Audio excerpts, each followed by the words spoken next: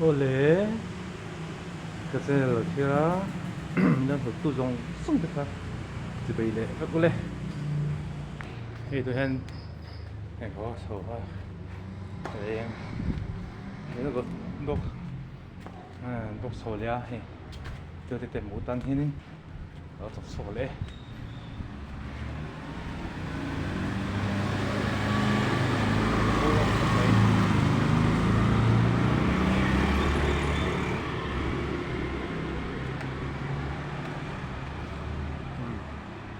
Yan,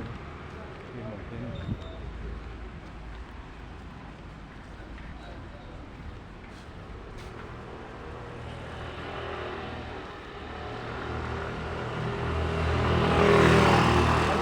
Eh? 我见过， Oh, 那你们 oh, muốn trả lại.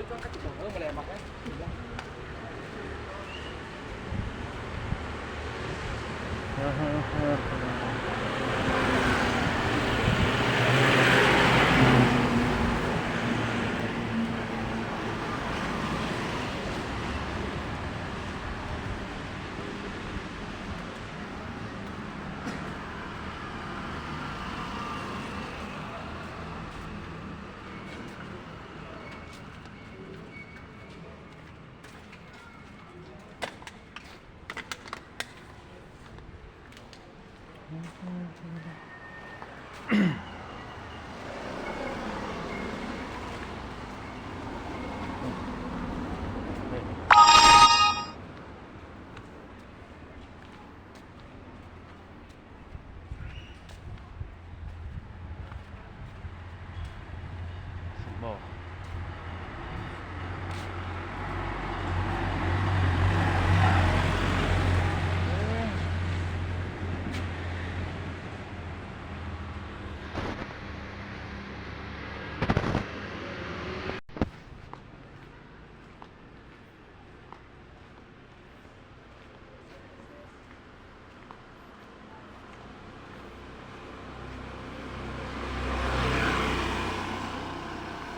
Hiện tại của đã xong anh này tàu khóc mẹ thì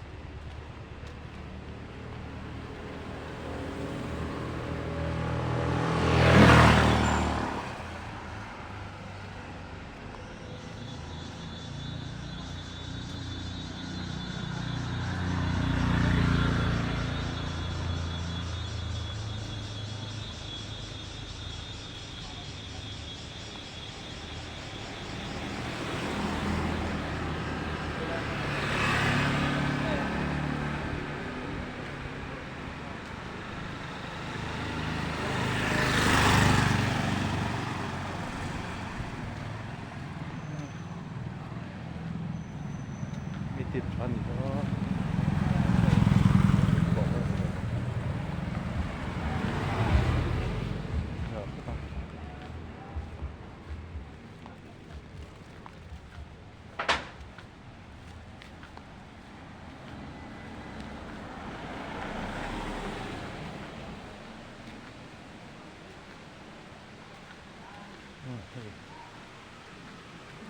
สักฟ้าเนี่ยช่างทะเลที่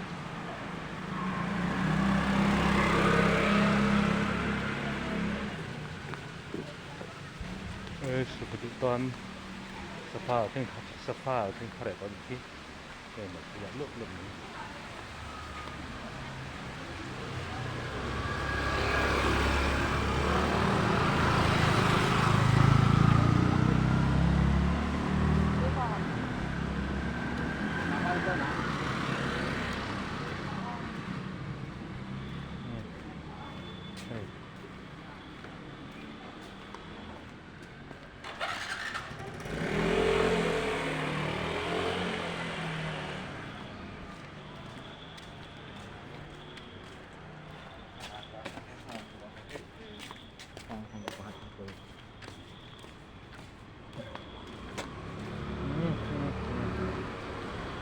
pump này đó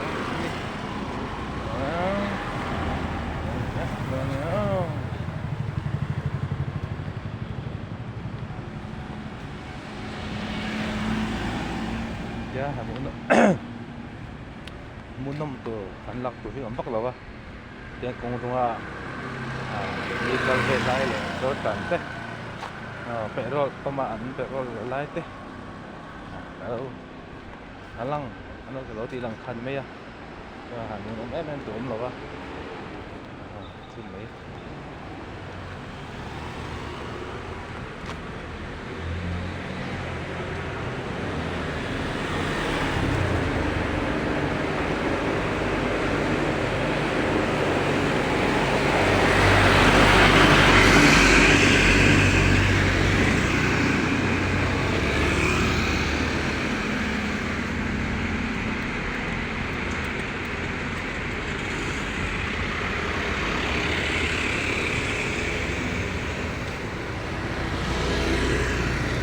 ngàn mà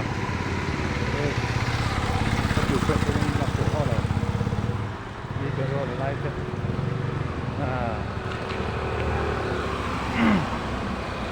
cái rồi lại thế để cái gì tôi plan đi vào thì thế để mình cũng cần thì thế để in để chỉ biết chứ như cái rồi lạc thôi mỗi năm tôi hẳn lạc bắc cũng rồi chẳng hạn không bị về vào cái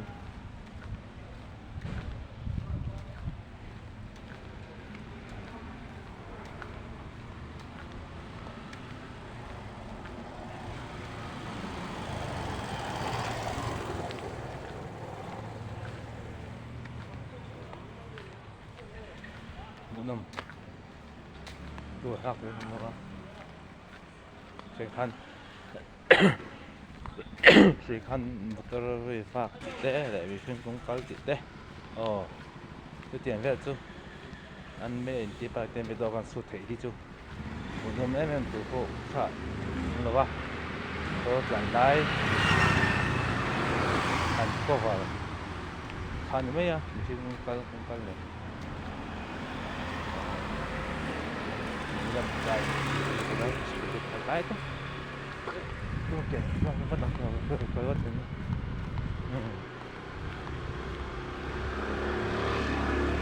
đi con cái lại lạc đấy muốn nó em tưởng là tưởng đâu có gì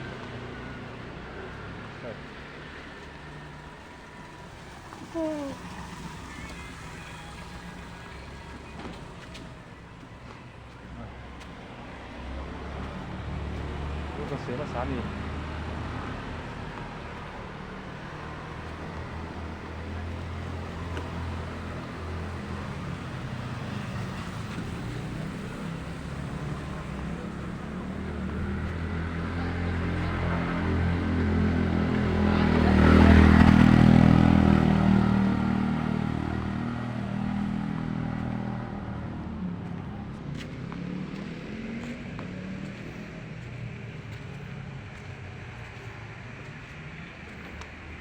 con lại làm motor con muốn nôm tu thì mấy cái này cái sợi cái sợi lốc muốn nôm tu hay là tôm lò mi con lại thế mi motor con motor là lại thì thế bác số anh có phải là tôm lò ba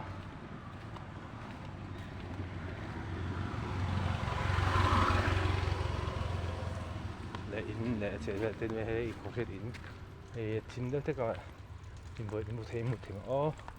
đây cái con chuyện thì là lẽ em à con chuyện là đỡ mày này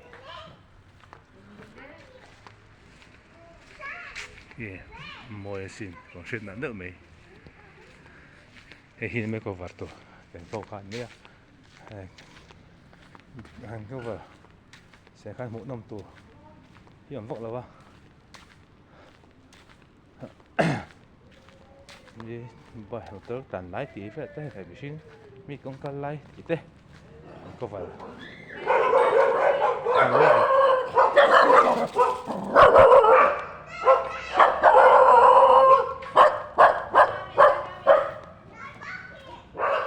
mà phu nó sẽ về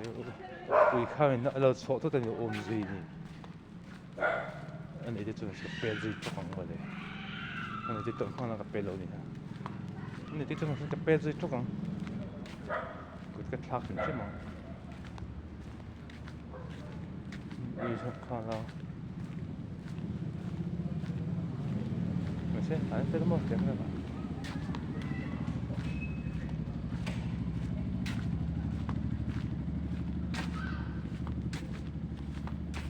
anh所在的路是。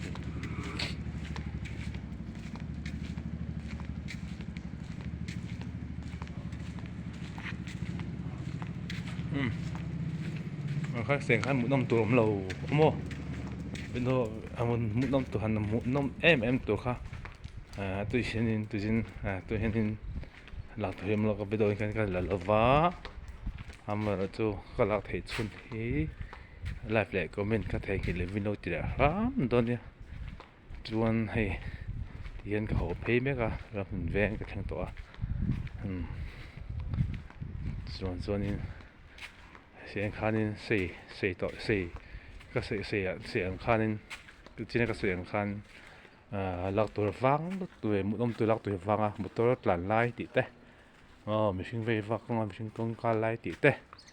lâu có chút có vật tuổi ông lâu vào hey lệ mình xin cái công té in tít về té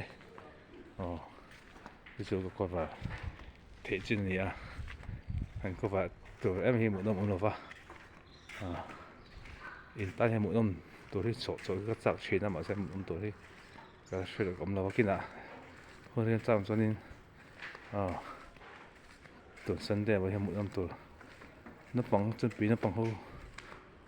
khổ không biết là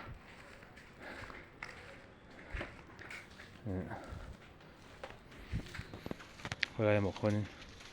chơi tiệt đó cho chú cái thế tiệt tôi cái xây đón cái tiệt chôn cái tiệt cái đó chú hôm nay chăm cho cái tiệt cái chôn sinh đẹp mà hiện cái số tiệt cái đó sẽ bị sát tới cái này đó bị sát anh dọn cái chỗ ông lâu thoát mày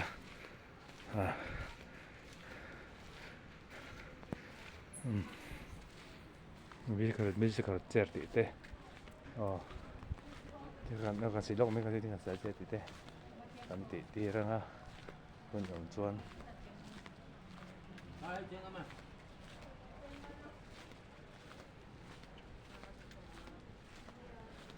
rồi mình tụi mình lâu mà sẽ anh làm tụi đi tầm lo rồi rồi lại bị sát cái này đi xuân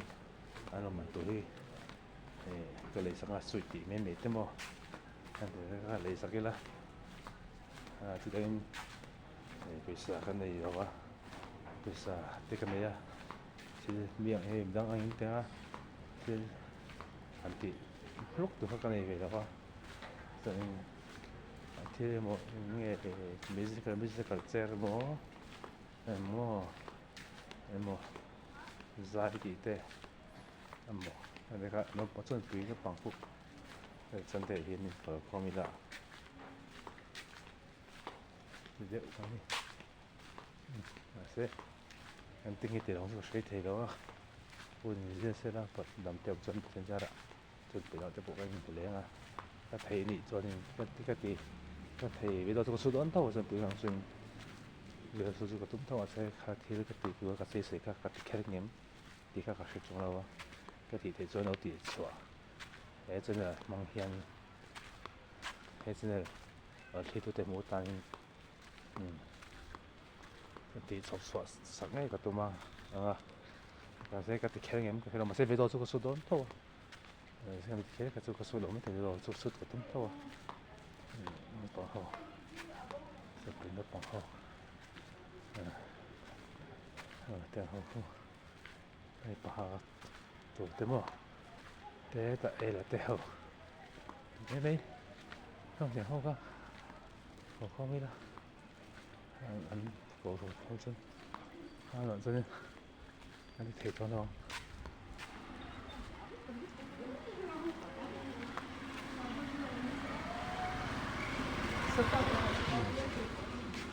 sẽ cái tikheran cái lo na thì cả tum ở đâu nè tum chỗ nè hôm nay thì là sẽ mà sẽ cái thì là bốn vì đó số suất có thúng thôi chỉ cần tu sân để in vì đó số mò từ bây giờ suất vẫn thâu xin nó bỏ hậu như sinh hậu em cái này thì mua tôi muốn nằm sốt sốt hết cái đủ vậy mà sẽ đó sốt sốt mua nằm thêm em để khác từ từ mua tôi sốt sốt rất sắc về chứ thì nó sẽ mua nằm giờ thác bên thuộc tiền cái này thế mà thọ sốt tôi đi hay cần phải vệ sinh đâu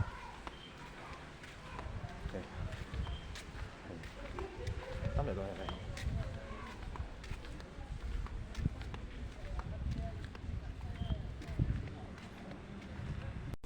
giờ sẽ hông khô cái tí lăng đủ lót chân cho sao em một tí sẽ tí tí ta khăn in mồi rồi anh tí lăng hiểm thì chú Mizuru lại thế thì kỹ năng lọc sắc thì cha là nó bằng hiện cái anh nó để xin bóc xem mà nó bằng hiện cái anh bị cái bụi cái anh lại bị cái bụi linh nó bằng hiện nó bằng một tổ chân tiền thế rồi thì thế rồi là tiền thì không rồi thì rồi thế thì đấy nó bằng một tổ chân ngồi rồi chú cái tí lăng là và anh tí cái kéo trong là và đầu tiên tăng em mà sẽ nổ là cái bộ con bức anh bộ nó làm không cái cho nên em một thiên tỷ cho này tỷ khá sệt mấy à sẽ các tỷ lăng hết cái tụ nó bằng tiền nó em chuyên bằng hiện nó bằng em bộ tan cho nên thêm rồi cho nên là và sẽ khá nên tụ sân đây hết mà thế nên là mong chuẩn bị nó mà tôi sẽ khá nó bằng không biết thì ăn ở video xịt sặc cái đó nên thì chú mà sẽ cái xịt sặc thì khét em cái sự là vật thiên giaกันđẳng chân cái đầu tiên là anh con nó phải thêm mà sẽ video chú có số tốn thôi này buổi chiều họ bộ thì cái sặc mấy thế nó bằng nó sắp bộ rồi nát đây rồi nát đây rồi để sáng nó để khăn lấy một nôm thèm nó bé tuổi in ngày cái tí đó cái tí cái tomato trong đây mà sẽ cái thấy nghiền mà khi mình thấy đây cái thấy đó thôi cái hơn tộc xin nó cũng ngon rồi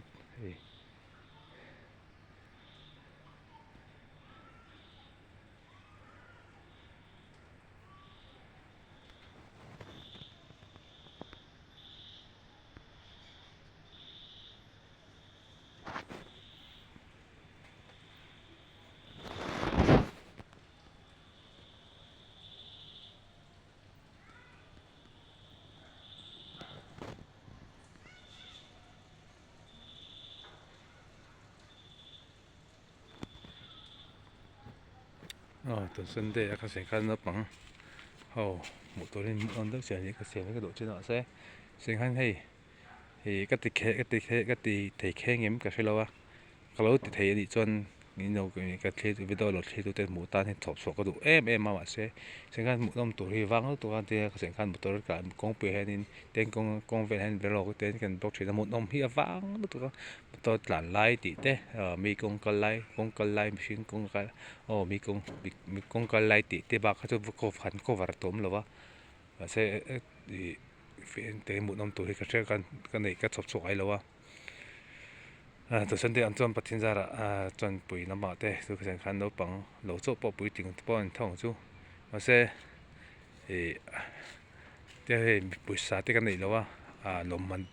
lom man tu sen tu chặt luôn nên thay về trên xe mà sẽ tiếng tầm bùi sa tiếng sum để bay cái này mỏng xí là cái này là cái này thấy bọn lem thì số tiếng sum số tiếng chỉ cái lên tiếng hát lỗ mà chạy thì khăn bé gắn thì thấy cho nó số cái xây độ lúc này ấy là khi lòng khi lại bị trắng khăn này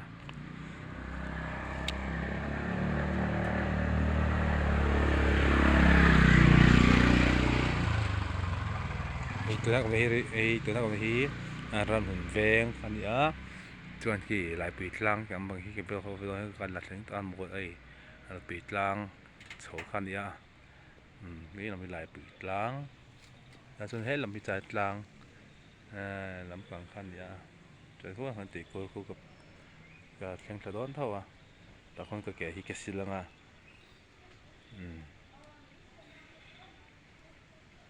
đây cái xí lá cái chỉ lăng khét cả tum cho đâu à cái tạo hôn tộc còn xé meng à cái thêm trước sen khăn nó chân bự à tu tạo hi xiêm tu đồ mình en tu nem cái bị tôi en tu tem một tu hen mà rồi trước sen khăn một tu hi cái xe về cái top số tu cái xe về đâu à đâm téกันmàประเทศจะรักกันที่ไทยนี่ชวนเปลี่ยนเอาปังก็พอเที่ยวหมดเที่ยวติดเที่ยวก็ตัวเขาเที่ยงให้บิสกัดเจ็ดติดเต้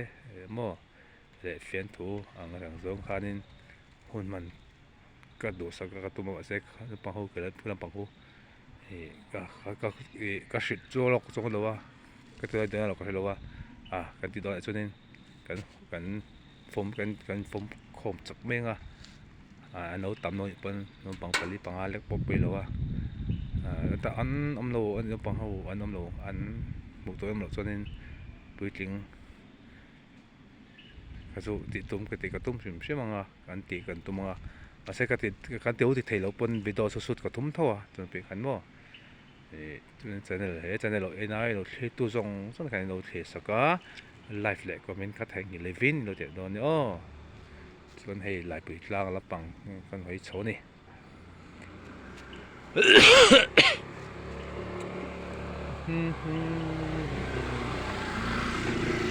ก็ให้ก็มาให้อินสันไล่ออกมาให้ปนัดผลตัวให้ก็เปียกจะมี